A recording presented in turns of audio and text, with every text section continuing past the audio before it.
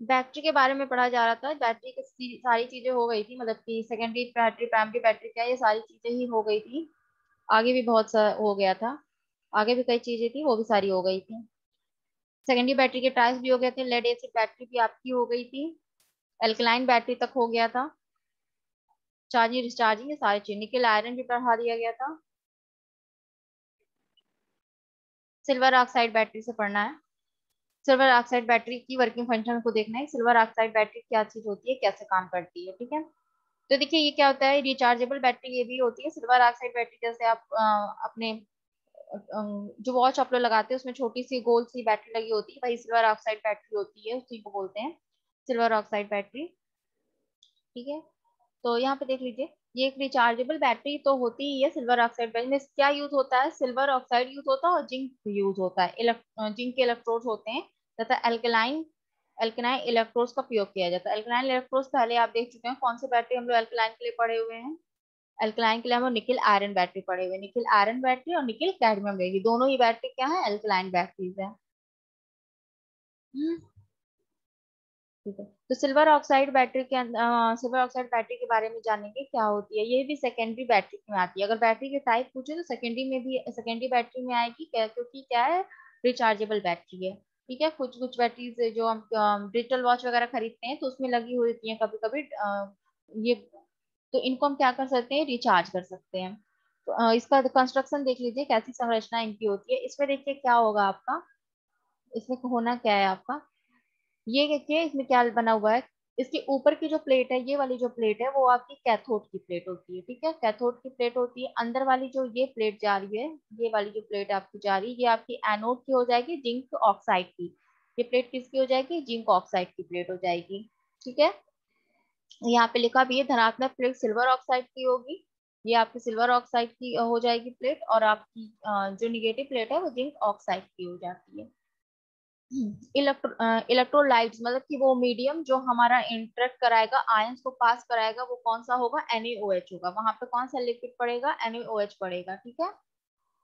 Sodium hydroxide इसको डालते हैं वहां पे।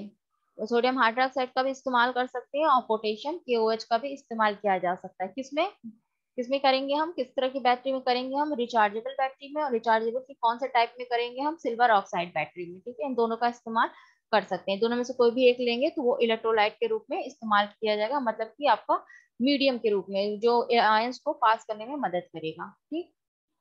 कंस्ट्रक्शन में देख लेंगे सीधे, यहाँ पे पॉजिटिव प्लेट होगी, और ये पॉजिटिव प्लेट किसकी बनी हुई है आपकी, ये बनी हुई है आपकी सिल्वर ऑक्साइड की, सिल्वर ऑक्साइड Ag2O ये लिखा हुआ है, इसकी बनी हुई है। और ये एनोड वाली प्लेट होगी जो किसकी बनी है, ZnO, जिंक ऑक्साइड की बनी हुई है, ठीक। इसके बीच ये जो ये वाली लाइन आप देख रहे हैं, ये वाली लाइन, ये जो डार्क ब्लैक कलर से ऐसे है, ये वाली जो लाइन आपकी, ये सेपरेटर की है। सेपरेटर वही कंस्ट्रक्शन सेम तरीके का ही रहता है। सेपरेटर वही आपका हो जाएगा, फाइबर ग्लास का हो गया आपका, रबड़ का हो गया, जो भी मीडियम आपको यहाँ पे यूज करना है इंसुलेटर के तौर पे, उसको आप लगा देंगे, ठीक है। हम्म, ये वो लिक्विड है जो यहाँ पे भरा गया है, मीडियम, मतलब कि इलेक्ट्रोलाइट्स आपका जो है, जो इलेक्ट्रॉन्स को पास करने में मदद करेगा, वो आपका कौन सा मीडियम हो गया, इलेक्ट्रोलाइट। यहाँ पे जो भरा गया है वो आपका क्या हो जाएगा, KOH, या लिखा भी है KOH हो जाएगा, या फिर आपका हो जाएगा KOH हो जाएगा, या तो आपका हो जाएगा NaOH, ठीक है। NaOH, NaOH, कोई भी आप इस्तेमाल कर सकते हैं, ठीक है। तो ये कंस्ट्रक्शन की बात हो गई, क्या क्या चीज है इसके अंदर, पूरा कंस्ट्रक्शन आपको पता चल गया कि कैसे कैसे बना हुआ है। अब हम इसकी वर्किंग फंक्शन को देख लेते हैं कि यहाँ पे कौन चीज आपकी, कहाँ पे आपका रिएक्शन कैसे होंगे इसके अंदर, ये बस देखना है अब हमको।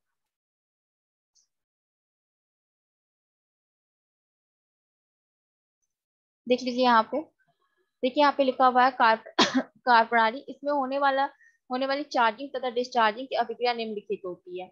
देखिए कहते हैं, एट डिस्चार्जिंग कंडीशन, जब प्लेट हमारी डिस्चार्ज होगी तब क्या होगा, सिल्वर ऑक्साइड और जिंक, ठीक है, जिंक, ठीक है, सिल्वर ऑक्साइड और जिंक दोनों को एक साथ बता दिया जा रहा है। क्या बनाएंगे आपका, ZnO बना लेंगे। कैसे बनाएंगे, ये जिंक इसका O लेके ZnO बना लेगा, जिंक ऑक्साइड, ठीक है। ये सिल्वर अपने आप को अलग कर लेगा, और अपने अलग अलग कर लेगा, और इलेक्ट्रॉन्स को क्या करेगा, फ्री करने लगेगा। तो ये क्या हो जाएंगे, इलेक्ट्रिकल एनर्जी यहाँ से हमको मिलना शुरू हो जाएगी, इलेक्ट्रॉन फ्री करने लगेगा। ठीक है, तो डिस्चार्जिंग की कंडीशन हो गई। चार्ज कैसे होगा आपका?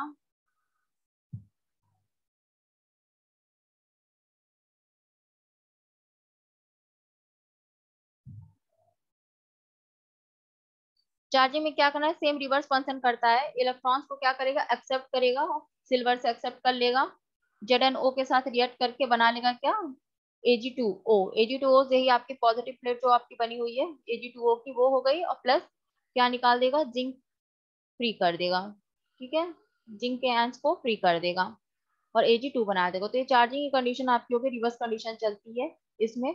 अच्छा, लिखा हुआ भी है, अतः जब सेल पूर्णतः अवशोषित होता है तो धनात्मक प्लेट पे Ag2 तथा ऋणात्मक प्लेट पे जिंक बन जाता है, तथा डिस्चार्जिंग के समय Ag2 रिड्यूस होकर Ag में तथा Zn O में परिवर्तित हो जाता है। आपका रिएक्शन हो गया, देख लीजिएगा। और यहाँ पे आपका एडवांटेज डिसएडवांटेज देख लीजिए इस बैटरी के क्या क्या होंगे। इसकी जो वेट होता है बहुत कम होता है, जो इसकी लाइफ होती है 5 ईयर तक की उसे लगभग होती है, 5 ईयर के पास।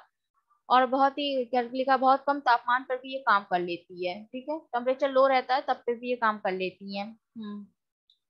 ठीक है।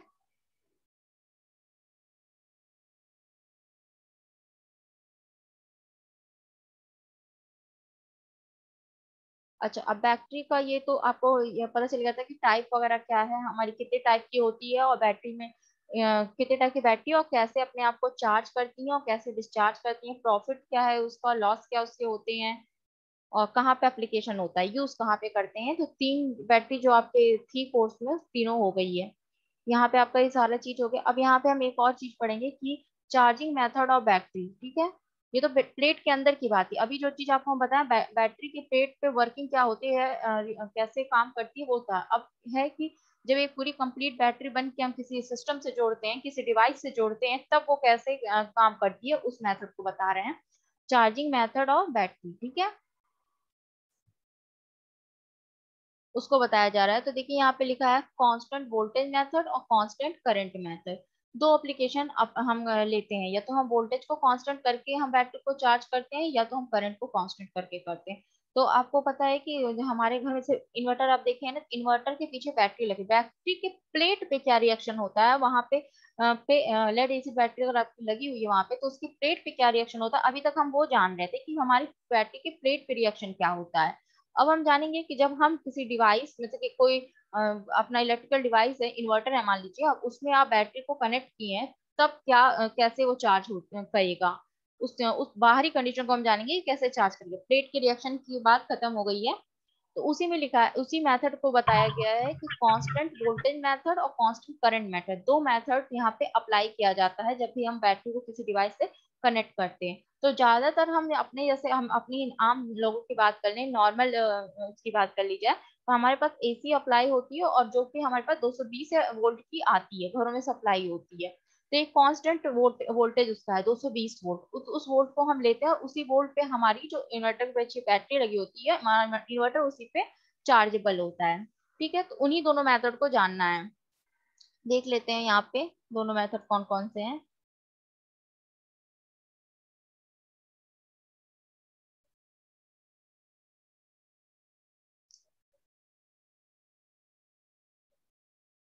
ठीक।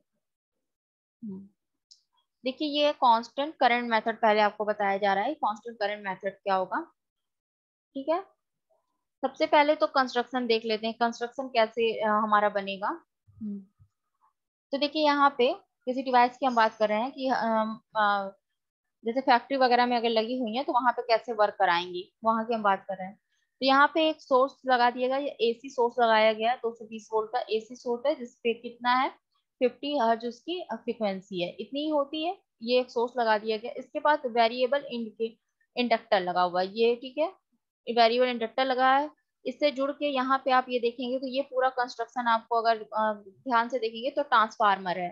ठीक है, ये ट्रांसफार्मर स्टेप डाउन ट्रांसफार्मर है। ठीक है, ये ट्रांसफार्मर है। इस कंस्ट्रक्शन को देखेंगे आप अगर, तो यहाँ पे आपका ये व्हीट स्टोन ब्रिज है। ठीक है, व्हीट स्टोन ब्रिज भी है, और ये कंस्ट्रक्शन आपका एक और चीज कहलाता है, रिएक्टिफायर भी कहलाता है। ठीक है, ये फुल वेव रिएक्टिफायर भी है। ठीक है, फुल वेव रिएक्टिफायर है। रिएक्टिफायर आप लोग पढ़े नहीं है, मतलब जान लीजिए, रिएक्टिफायर है ये पूरा। और इसके बाद इसके साथ यहाँ पे जो लगेगा वो है कैपेसिटर, जो कि पैरेलली कनेक्टेड होगा यहाँ पे। ये देखिए पैरेलली कनेक्टेड है यहाँ पे। और इसके साथ एक इंडक्टर लगा है। जब इंडक्टर और दो पैरेलल कनेक्टेड सिस्टम लगाया जाता है तो उस पूरे सिस्टम को हम बोलते हैं चोक। ठीक है, उस पूरे सिस्टम को हम बोलते हैं चोक। और ये जो कंस्ट्रक्शन आप देख रहे हैं, यहाँ पे दो पैरेलल में जो कैपेसिटर लगे हुए हैं और एक इंडक्टर यहाँ पे इसके इन दोनों के सीरीज में लगा हुआ है। इस पूरे को हम बोलते हैं पाई फिल्टर। ठीक है, ये फिल्टर है। फिल्टर का पूरा कंस्ट्रक्शन आप देखेंगे तो इस तरीके का होता है। फिल्टर वगैरह और ये चोक वगैरह और ये रिएक्टिफायर वगैरह ये सब आगे के इलेक्ट्रिकल के कोर्स में है, मगर यहाँ पे आपको बस इतना बताया जा रहा है कि कांस्टेंट करंट मेथड से अगर हम किसी बैटरी को चार्ज करना चाह रहे हैं तो वो कैसा कंस्ट्रक्शन तैयार किया जाएगा उसका, वो बताया जा रहा है। ठीक है, इसके बाद यहाँ पे आप कोई भी रजिस्टर लगाए हुए, वेरिएबल रजिस्टर है, मतलब आप एक तरीके से कह दीजिए कोई लोड लगा हुआ है। ठीक है, तो यहाँ पे आप ये देखेंगे कि ये एसी की सप्लाई है, एसी की सप्लाई है, और ये देखिए कन्वर्ट हो रही है यहाँ पे डीसी की सप्लाई में। ठीक है, आपको एक इंटरनल चीज बताई जा रही है, जैसे इन्वर्टर काम करता है। एसी सप्लाई लेता है, अपने आप को चार्जेबल करता है डीसी के रूप में। ठीक है, उसके बाद वो उसी डीसी सप्लाई को फिर एसी में कन्वर्ट करके हमारे पास भेज देता है। समझ रहे हैं? तो इस तरीके का वर्किंग फंक्शन करता है। तो यहाँ पे जो कंस्ट्रक्शन था एक बार फिर से देख लीजिए क्या क्या चीजें हैं इसके अंदर। एक बार देख लेंगे इसको हम लोग। कांस्टेंट करंट मेथड जो है, आप उसमें देखिए यूज क्या क्या, अप्लायंस क्या क्या यूज होते हैं। एक ट्रांसफार्मर लगा होता है इस मेथड के दौरान, ट्रांसफार्मर हमको मिल जाता है। ये ट्रांसफार्मर इसलिए लगा होता है जो यहाँ पे 220 वोल्ट की आप वोल्टेज सप्लाई दे रहे हैं एसी का 50 हर्ट्ज पे, इसकी वोल्टेज को कम करने के लिए हम यहाँ पे एक स्टेप डाउन ट्रांसफार्मर लगाते हैं। मान लीजिए आपको यहाँ पे अपने डिवाइस को चार्ज करने के लिए 50 वोल्ट की आवश्यकता है, मान लीजिए इतना ही आपको चाहिए, 50 वोल्टेज ही आपको चाहिए। तो आप क्या करेंगे, एक स्टेप डाउन ट्रांसफार्मर का इस्तेमाल करेंगे, जो क्या करेगा 220 वोल्ट के वोल्टेज को कम कर लेगा। तो ये ट्रांसफार्मर लग गया। इसके बाद यहाँ पे लगा होता है रिएक्टिफायर। ठीक है, ब्रिज रिएक्टिफायर है ये। तो ये रिएक्टिफायर वर्किंग क्या करेगा, रिएक्टिफायर क्या वर्किंग करेगा कि जो आपका यहाँ से फ्लोवेंस हो रहा है आपका, ये स्टेप डाउन ट्रांसफार्मर आपका कैसा है, ये स्टेप डाउन ट्रांसफार्मर, ये जो आपकी वोल्टेज आ रही है, अगर इससे मान लीजिए 3 एम्पियर की करंट फ्लोवेंस हो रही है, अगर 3 एम्पियर की करंट फ्लोवेंस हो रही है और इस डिवाइस के लिए 50 वोल्ट पे 2 एम्पियर की करंट ही चाहिए हमको। ठीक है, इस डिवाइस पे यहाँ तक चार्ज करने के लिए 50 वोल्ट पे 2 एम्पियर की करंट हमको चाहिए।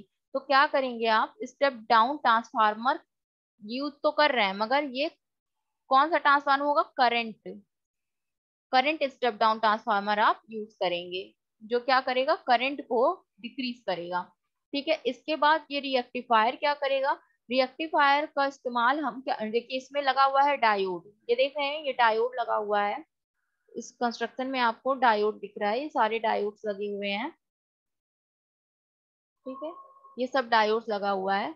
तो इसका इस्तेमाल क्यों किया गया है, इसका इस्तेमाल इसलिए किया गया है, मैं बता दिया जाए कि डायोड जो आपका होता है ऐसी डिवाइस है जो करंट का फ्लो सिंगल डायरेक्शन में करती है। इसीलिए डायोड ओम्स के लिए हमको फॉलो नहीं करती है। आप ओम्स ला का लिमिटेशन जो पढ़े थे तो उसमें ये था कि जो डायोड है वो ओम्स ला को फॉलो नहीं करती है। ठीक है, तो यहाँ पे जो ये चीज आ रही है आपकी, ये डायोड का फंक्शन क्या है, करंट को सिंगल डायरेक्शन में फ्लोवेंस कराना।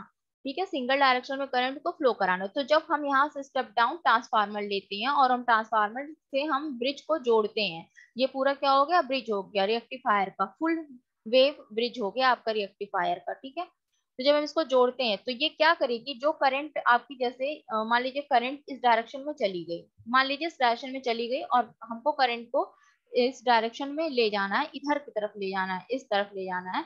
तो डायोड क्या करेगा, करंट को इस डायरेक्शन में नहीं जाने देगा, वो लगे होने की वजह से वो उसको इधर ही भेजेगा। क्लियर कर देते हैं एक बार फिगर, फिर आपको शायद समझ में आ जाए। देखिए यहाँ पे करंट का फ्लोवेंस मान लीजिए इस ब्रांच पे पहुंची और यहाँ से करंट का फ्लोवेंस इस डायरेक्शन में भी है और इस डायरेक्शन में भी हो गया। ठीक है, इस डायरेक्शन में भी हो गया। ठीक है, तो डायोड क्या वर्किंग करेगी, डायोड क्या करेगी, और यहाँ पे देखिए, यहाँ पे जब करंट पहुंचेगी तो यहाँ पे डायरेक्शन इधर आ जाएगा। ठीक है, तो ये वाली जो करंट है जो इधर आ रही है, इस तरफ आ रही है, ये इधर पास नहीं हो पाएगी। क्यों नहीं हो पाएगी?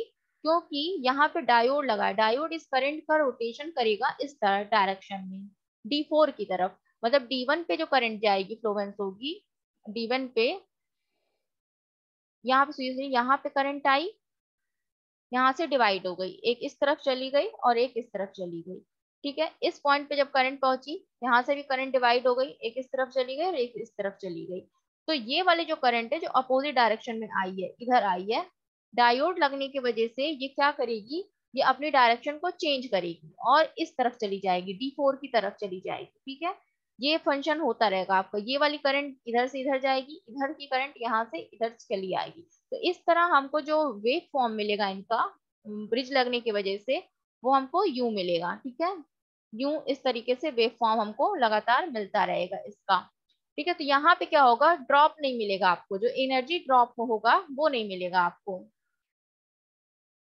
रेक्टिफायर लगने की वजह से। ठीक है, तो पूरी की पूरी एनर्जी हमारी कंज्यूम हो रही है रेक्टिफायर के थ्रू, और वो पहुंच रही है यहाँ पर, इस पॉइंट पे पहुंच रही है। इस पॉइंट पे जब हमारा जब करंट पहुंचता है तो यहाँ पे लगा हुआ है चोक। ठीक है, इसको हम बोलते हैं पाइप फिल्टर भी, पाइप फिल्टर भी इस चीज को बोल देते हैं। अगर हम किसी डिवाइस में चोक लगाते हैं, चोक लगाते हैं, चोक का मेनली काम क्या होता है, चोक जैसे आप अपने इसको देख लीजिए, रॉड को, रॉड में आप देखते हैं चोक लगा होता है। चोक के तीन मेन फंक्शंस होते हैं। एक कि वो हाई वोल्टेज को कंट्रोल कर लेगी, कंट्रोल कर सकती है। दूसरा, करंट अगर उसके पास हाई आ रहा है, करंट उसको हाई आ रहा है, तो डिवाइस को खराब होने नहीं देगी। ठीक है, इसकी प्रॉपर्टी है। चोक किसी भी लगाया जाता है इलेक्ट्रिक डिवाइस में, तो हाई वोल्टेज को कंट्रोल कर लेता है, जिससे कि आपका, जैसे आप देखेंगे, कभी बोलते हैं कि रॉड में चोक खराब हो गया, मतलब कि जिस पोटेंशियल पे वो काम कर रहा था, वो पोटेंशियल को अब वो बैलेंस नहीं कर पा रहा है। ठीक है, तो चोक क्या करेगा, करंट का फ्लोवेंस कराता है, करंट का फ्लोवेंस कराता है, वोल्टेज को कंट्रोल कराता है। करंट का फ्लोवेंस उतने लिमिट तक कराता है जब तक आपकी डिवाइस खराब ना हो, इसलिए हम चोक लगाते हैं। ठीक है, तो ये फंक्शन आपका हो गया चोक का। चोक के बाद हम सीधे पहुंच गए, अब हम अपनी डिवाइस पे पहुंच गए जहां पे हमारा कन्वर्ट हो रहा है। तो ये सारे सिस्टम जो आप देखेंगे कन्वर्ट होगा, तो यहाँ पे जी लिखा वेरिएबल रजिस्टर लगा हुआ है। ठीक है, यहाँ पे जो लोड लगा रहेगा वो आपका जिस पोटेंशियल पे आपको चाहिए उस पोटेंशियल पे काम करना शुरू कर देगा। तो यहाँ पे जो मेथड हम पढ़े वो हम पढ़े कांस्टेंट करंट मेथड को, जो बैटरी को चार्ज करने का मेथड है। बैटरी जो हमारी चार्ज होती है इस तरीके से चार्ज होती है। अगर हमको जिस वोल्टेज को जिस वोल्ट को चाहिए उस वोल्टेज तक जाने के लिए हमको इस तरीके का कंस्ट्रक्शन उसका तैयार करना पड़ता है। उसमें हमको करंट जितनी आवश्यकता उसके लिए ट्रांसफार्मर लगाते हैं, करंट के कोई डायरेक्शन को सही करने के लिए, और एक इक्विवेलेंट मतलब कि सेम मैग्नीट्यूड देने के लिए उसको हम रेक्टिफायर का इस्तेमाल करते हैं। चोक क्या करता है, चोक उस डिवाइस को उस फ्लोवेंस से, जैसे करंट की जो वैल्यू है उस वैल्यू से और वोल्टेज की उस वैल्यू से खराब ना होने दे, इसलिए हम चोक इस्तेमाल करते हैं वहां पे। इसके बाद हम लास्ट पहुंच जाते हैं अपनी डिवाइस पे जिसको हम चलाना चाहते हैं। तो ये आपका पूरा मेथड था करंट का, कांस्टेंट करंट मेथड था आपका।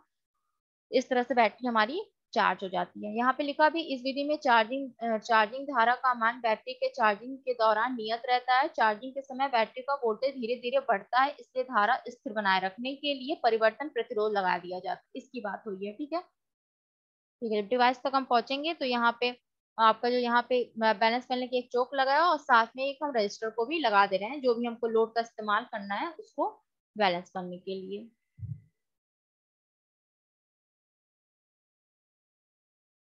ठीक है, ग्राफ देख लीजिए, इसका ग्राफ कभी कभी पूछ लिया जाता है। ठीक है, चार्जिंग करंट है और बैटरी का वोल्टेज के बीच ये ग्राफ खींचा गया है। देखिए, जिस तरह का स्टेटमेंट है उस स्टेटमेंट के अनुसार बोला गया है, इस विधि के द्वारा एक एक से अधिक बैटरी चार्ज की जा सकती है। ठीक है, और इस विधि से एक से अधिक बैटरियों को श्रेणी क्रम में जोड़कर एक साथ काम में लाया जा सकता है। ठीक, परंतु इस विधि में बैटरी चार्जिंग में अधिक समय लगता है। ये तो इसकी बात हो गई, कांस्टेंट करंट मेथड में बैटरी को चार्ज करने के लिए हमको ज्यादा समय देना पड़ता है, मगर जितने भी डिवाइसेस को हम इससे कनेक्ट करना चाहते हैं उन सबको हम किसमें करेंगे, सीरीज में कनेक्ट कर देंगे। ठीक है, इसका आप ये चीज देख लीजिए, ग्राफ है आपका चार्जिंग करंट का और बैटरी के वोल्टेज का, जो सप्लाई हमने दिया उसका और चार्जिंग करंट का। टाइम के साथ ये ग्राफ खींचा जा रहा है। तो टाइम के साथ देखिए यहाँ पे जो आपका चार्जिंग करंट है वो कांस्टेंट दिखाया जा रहा है। कांस्टेंट जा रहा है टाइम के साथ, ये इसमें फ्लक्चुएशन नहीं होगा क्योंकि हमने वहां पे क्या किया है, हमने मेथड ही कौन सा अप्लाई किया है, कांस्टेंट करंट मेथड अप्लाई किया, और जिसके लिए हमने स्टेप डाउन ट्रांसफार्मर लगाया हुआ है, करंट स्टेप डाउन ट्रांसफार्मर लगाया हुआ है।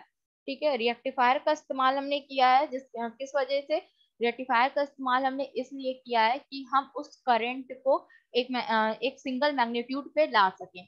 चोक का इस्तेमाल हमने किया है कि करंट की वैल्यू इतनी रहे जिससे कि हमारा डिवाइस खराब ना हो। ठीक है, वेरिएबल रजिस्टर का इस्तेमाल किया गया है कि अगर बाई फॉल्टिंग अगर ऐसा होता है कि हमारी करंट फिर भी बैलेंस नहीं है तो उसको वेरिएबल रजिस्टेंस अपने अकॉर्डिंग बैलेंस कर सके, उसके बाद हम डिवाइस तक पहुंच जाएगा, मतलब चार्जिंग बैटरी तक हमारा फंक्शन काम करने लगेगा। ठीक है, तो कांस्टेंट आपकी चार्जिंग करंट होंगे। यहाँ पे देखिए, यहाँ पे जो वोल्टेज जो लिखा हुआ है बैटरी वोल्टेज की वेरिएबल है। ठीक है, वेरिएबल है और एक ऐसा पॉइंट है जहाँ पे हमारा करंट की और बैटरी की वैल्यू लगभग लगभग समान है, एकदम हम नहीं कह सकते, लगभग लगभग वैल्यू को हम इक्वल कर ले रहे हैं। उस पॉइंट पे आपकी डिवाइस क्या होगी, कांस्टेंट हो जाएगी, रुक जाएगी कुछ सेकेंडों के लिए। ठीक है, मगर चार्जिंग पे आप देखेंगे दोबारा से करंट आपकी लगातार चार्ज पे कंडीशन पे रहेगी। तो करंट मेथड था ये। इसकी वो देख लेते हैं कि इसमें क्या क्या कमियां थी इस मेथड में, दोष देख लेते हैं इस मेथड में दोष क्या क्या है। देखिए, लिखा है कांस्टेंट करंट मेथड के दोष, चार्ज करने में बहुत समय लेती है, पहला ये प्रॉब्लम इसका हो जाता है। फिर एक समय में कई बैटरी चार्ज करने हेतु उच्च वोल्टेज रेटिंग वाली बैटरी चार्जर की आवश्यकता होती है। ठीक है, जब आप चार्जिंग सर्किट से किसी भी बैटरी को हटा रहे हैं या कनेक्ट कर रहे हैं तो सर्किट के को बाधित इंटरप्ट करती है, मतलब कि जब अगर मान लीजिए कोई एक पार्ट आपको सर्किट या कोई एक बैटरी आपको उस कनेक्शन से हटानी है, तो उसमें क्या होगा आपका कि बैटरी को हटाना थोड़ा मुश्किल हो जाए, क्योंकि सीरीज में कनेक्शन है ना, पैरेलली अगर कनेक्शन होता तो किसी को हम हटा देते हैं, सब एक दूसरे से कनेक्टेड है, इस वजह से इंटरप्ट कर देती है। ठीक है, तो ये मेथड आपका हो गया कांस्टेंट करंट मेथड, हो गया बैटरी को चार्ज करने के लिए।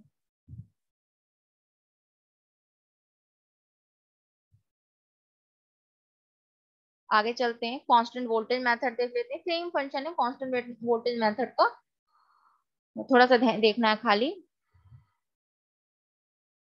हम्म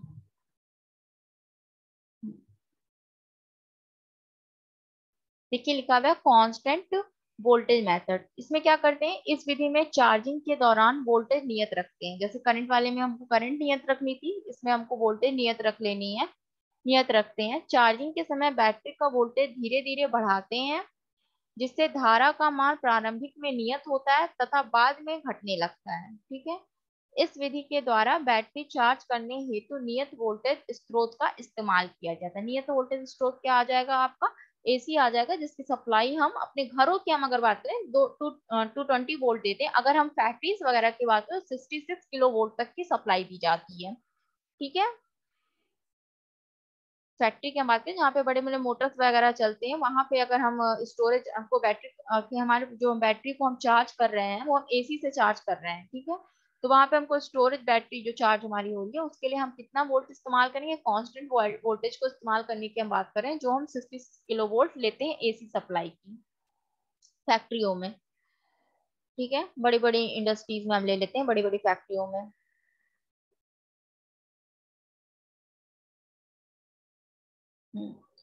कंस्ट्रक्शन देख लेते हैं, सेम तरीके का कंस्ट्रक्शन है। हम्म देखिए, यहाँ पे आपको ट्रांसफार्मर यूज किए हैं जैसे इस्तेमाल पहले वाले में किया गया है, फिर हमने रिएक्टिफायर का इस्तेमाल कर लिया है, सेम फंक्शन भी करेंगे सब।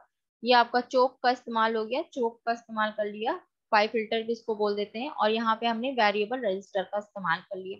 साथ में यहाँ पे हमको डीसी जो हमको जिसको हमको चार्ज करना है वो बैटरी यहाँ पे आपकी चार्ज होगी, किस सोर्स के थ्रू होगी, एसी सोर्स के थ्रू चार्ज होगी। ये अंदर का स्टेप जो आपका यहाँ पे इतनी चीजें लगी हुई हैं, यही वो डिवाइस है जो उसको चार्ज कर रही है इस बैटरी को। ठीक है, यहाँ पे हम वोल्टेज को कांस्टेंट देखने के लिए यहाँ पे वोल्ट मीटर को हम लगा देते हैं कि वो हमारा कांस्टेंट है कि नहीं, उसको हम यहाँ पे लगा के देखने की कोशिश करते हैं। आगे चलते हैं, देखते हैं फिर क्या होगा। सारा सेम स्टेप्स है और सेम फंक्शन भी है इसके। देखिए, लगा इस विधि में बैटरी को समानांतर क्रम में जोड़ते हैं, इस विधि में समय कम लगता है।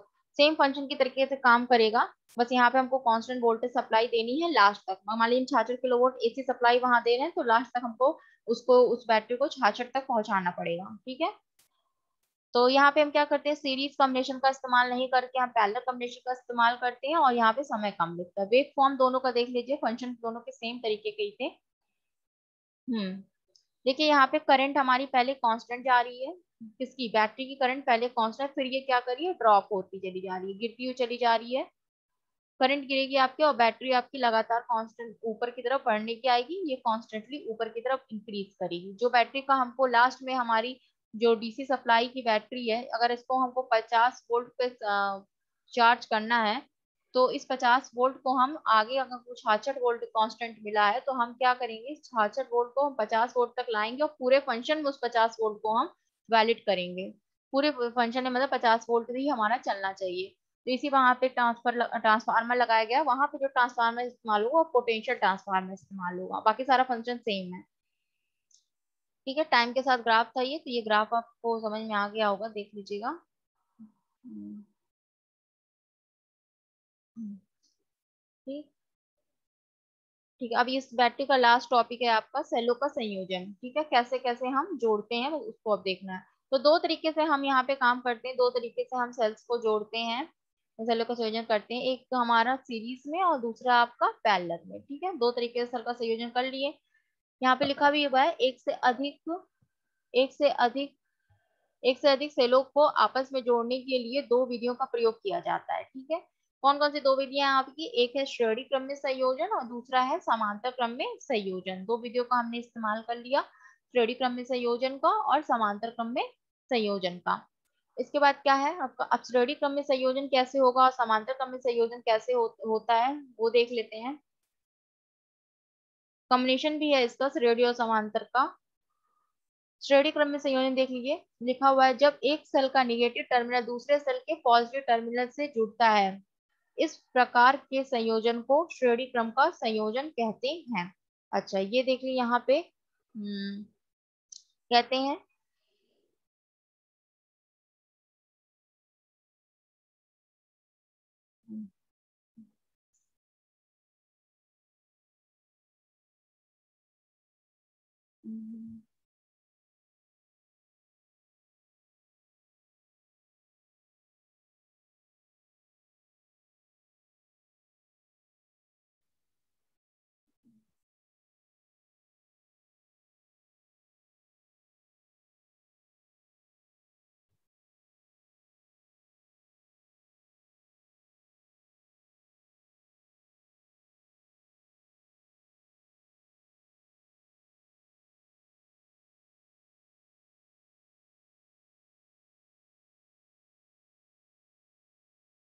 ठीक है, तो यहाँ पे आप देख लीजिए, जो श्रेणी का संयोजन की हम बात कर रहे हैं, इसमें हम क्या देखेंगे। आपको पता है कि सीरीज कम्बिनेशन हमारा अगर जा रहा है, तो हमारा वोल्टेज ड्रॉप हर रेजिस्टेंस पर होगा, हर रेजिस्टर जितना भी रेजिस्टर है सब जगह वोल्टेज ड्रॉप हमारा होता रहेगा। ठीक है, तो हमारा क्या कांस्टेंट होना है, करंट कांस्टेंट होनी है, वोल्टेज का हमारा ड्रॉप चलना है। सीरीज की हम बात कर रहे हैं आपसे।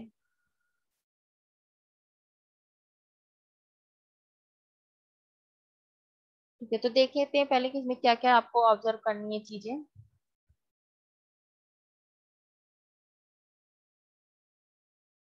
क्या क्या यहाँ पे आपको देखना है, यहाँ पे आपको रखना है कि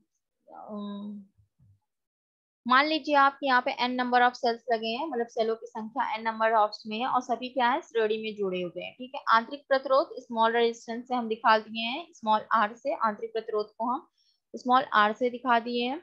तथा सेलों का संयोजन लोड रेजिस्टेंस r के साथ करना है। ठीक है, ये यहाँ पे एक आपका लोड लग गया है, यहाँ पे एक लोड लग गया है, जिसका स्टैंडर्ड हम रजिस्टर बता दिए कितना है, कैपिटल R। ये सेलों का इंटरनल रेजिस्टेंस है स्मॉल r, और ये सेलों का कैपिटल रेजिस्टेंस। ये हम आपको फर्स्ट लेक्चर में बताए थे कि आपका इंटरनल रेजिस्टेंस क्या होता है और एक्सटर्नल रेजिस्टेंस क्या होता है।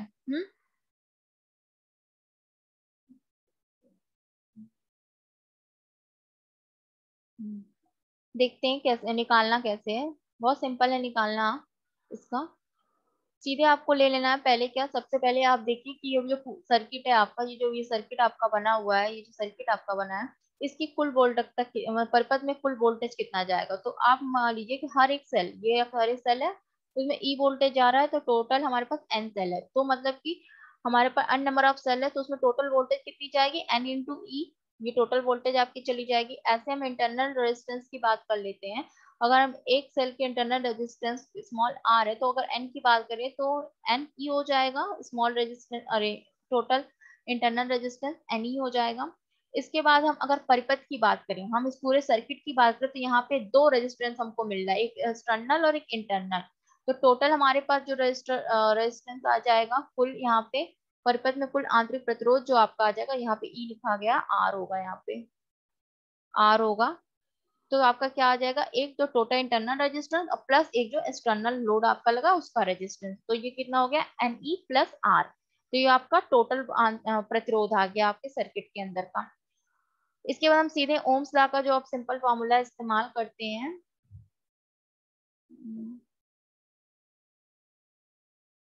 ओम्स लॉ आप सीधे इस्तेमाल करते हैं, V equal to I R, यही आप इस्तेमाल करते हैं साल आई आर। तो यहाँ पे आप क्या कर लेंगे, आई निकालने के लिए V बाई आर आपका हो गया, V by R equal to I हो गया आपका। इसी ओम्स लॉ का इस्तेमाल करके हमको यहाँ पे परिपथ में धारा निकाल लेनी है कि करंट हमारी कितना फ्लोरेंस कर रही है, वही हमको पता कर लेना है। तो कितना कर रहा है हमारा, हमारा टोटल वोल्टेज आपका कितना हो गया था, टोटल वोल्टेज आपका था एन इंटू ई, एन इंटू ई हो गया। यहाँ पे total voltage plus total resistance कितना था, परिपथ की अगर पूरे सर्किट की बात करें तो तुम्हारा था यहाँ पे N into E plus R, ये ई नहीं है यहाँ पे, ये आर है, तो ये हो गया एन ई प्लस आर। तो ये आपको करंट मिल गई आपको थ्रू आउट कहाँ तक, पूरी सर्किट की। अब यहाँ पे एक कंडीशन होती है, कंडीशन अप्लाई होगी, तो यहाँ पे दो चीज देखा जाता है, दो चीजों को कंसीडर किया जाता है हमारे पास।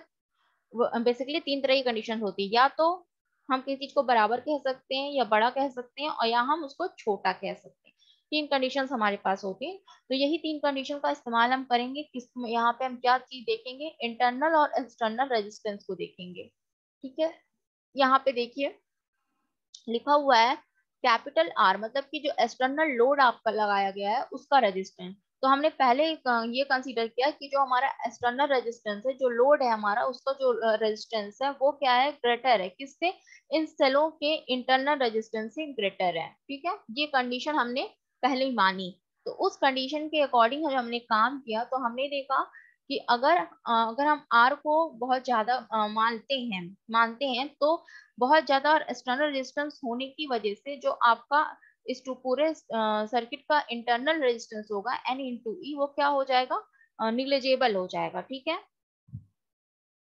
वो क्या हो जाएगा, निग्लेजेबल हो जाएगा। तो उस वजह से हम क्या कर लेंगे, यहाँ पे जो हमको करंट फिर मिलेगी वो हमको मिलेगी आपका टोटल वोल्टेज उस सर्किट का प्लस इंटरनल रेजिस्टेंस जो होगा उसका, मतलब कि जो वहां पे आपने लोड यूज किया है उसका जो रेजिस्टेंस होगा एक्सटर्नल वाला, उसकी वैल्यू मिलेगी, उतनी वैल्यू से, वो जो वैल्यू मिलेगी उस वैल्यू से आपकी करंट फ्लोवेंस होगी वहां पे। दूसरी कंडीशन हमने ये मानी कि ये मान लिया हमने ने दूसरी कंडीशन इसके अंदर की,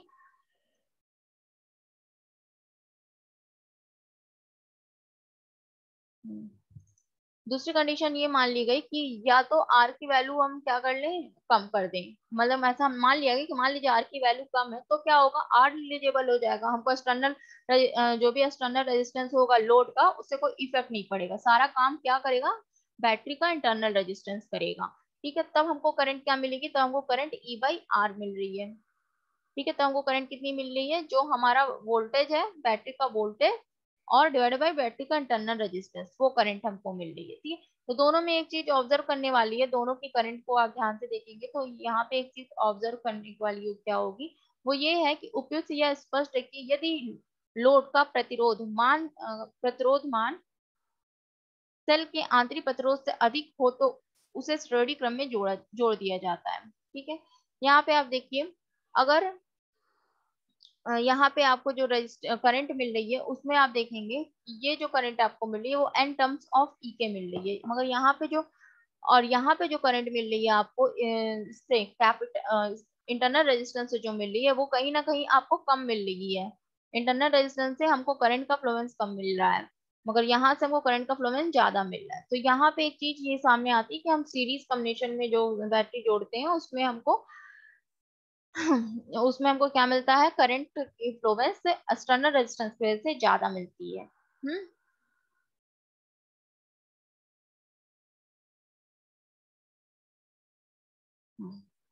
दूसरे पे आते हैं, इसका लास्ट टॉपिक देख लेते हैं। लास्ट टॉपिक क्या है आपका, समांतर क्रम में संयोजन। ठीक है, सेम चीज ही है, सेम एकदम सेम फंक्शन है। आप इसको क्या किए हैं, सारे सेल्स को हम क्या पैरेलली में जोड़ दिया है पैरेलल में। और सबका इंटरनल रेजिस्टेंस जैसा आपने पहले वाले में देखा, स्मॉल आर हो गया, स्मॉल आर, और एक एक्सटर्नल लोड लगा दिया, उसका रेजिस्टेंस कैपिटल आर हो गया है। ठीक है, कैपिटल आर हो गया उसका।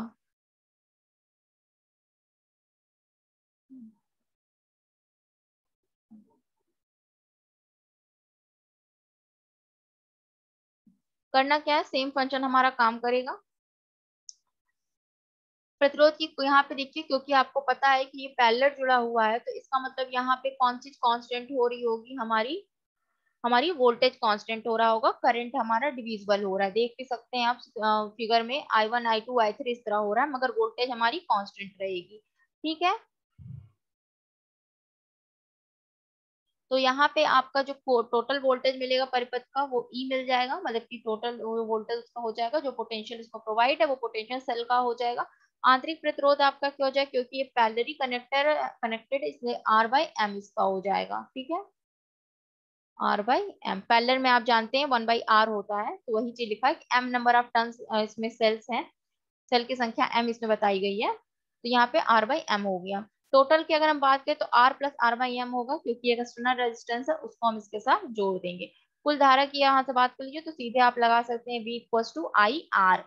V equal to I R से आप करंट यहाँ से निकाल सकते हैं आराम से। V/R आपका हो गया, ये किसके बराबर हो गया, आपका I के बराबर हो गया। तो यहाँ से आप क्या निकाल लेंगे, करंट को निकाल लेंगे। दोनों कंडीशन को अप्लाई कर देना है, जैसे आपने पहले वाले में किया। आर को एक बार कैपिटल ग्रेटर मान लेना, और आर को एक बार स्मॉल मान लेना। कौन से आर को, एक्सटर्नल सोर्स के रेजिस्टेंस को मानना है, जो लोड लगा है उसके रेजिस्टेंस को मानना है। ठीक है,